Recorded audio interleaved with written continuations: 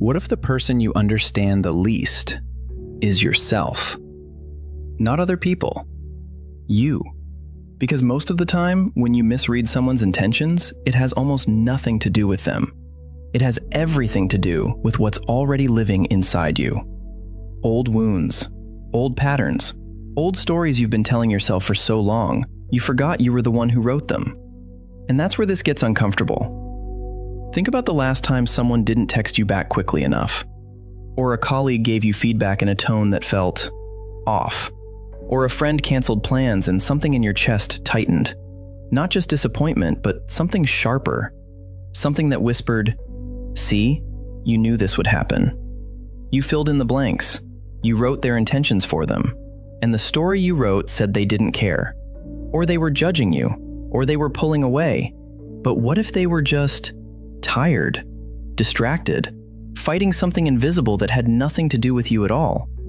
Here's what neuroscience has been quietly telling us for decades. The human brain doesn't experience reality, it predicts it.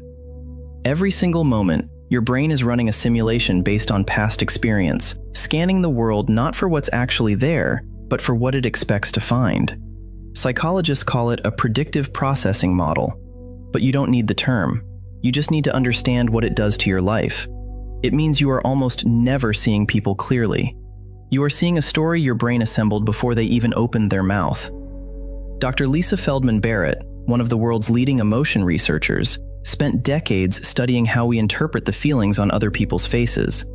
And what she found shattered a lot of comfortable assumptions.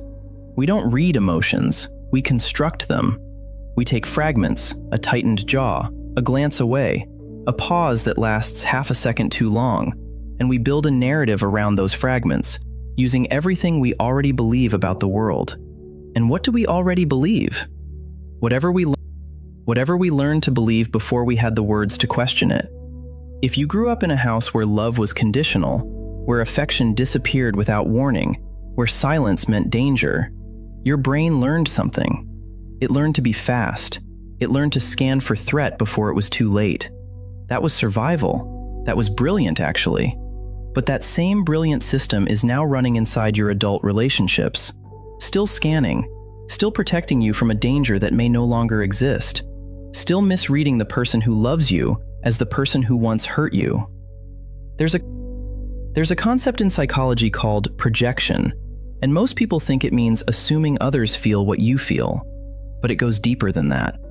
It means we cast our own unresolved story onto others like a film onto a blank screen, and then we react to the film.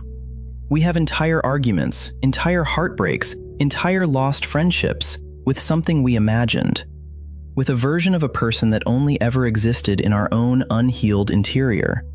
And nobody tells you this. Nobody sits you down and says, "Hey, that fight you had, half of it was with someone who wasn't even in the room." So what do you do with this? You slow down. You get ruthlessly honest with yourself in the moment of interpretation. Before you decide what someone meant, you ask, is this what's actually happening? Or is this what I'm afraid is happening? Those two things can feel identical, but they are not the same. You learn, slowly and imperfectly, to hold your first interpretation loosely. Not to throw it away, sometimes your instincts are right, but to wear it like a hypothesis, not a verdict.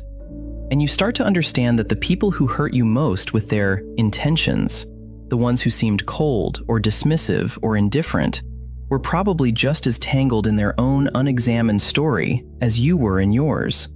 Two people, both misreading the room, both braced for a blow that wasn't coming. The real reason you keep misreading people's intentions isn't that you're bad at reading people. It's that you've been through enough to make your mind want to protect you. And protection, when it's been necessary long enough, starts to look a lot like isolation. The goal was never to stop feeling. The goal was never to become some kind of perfectly rational observer who never gets it wrong.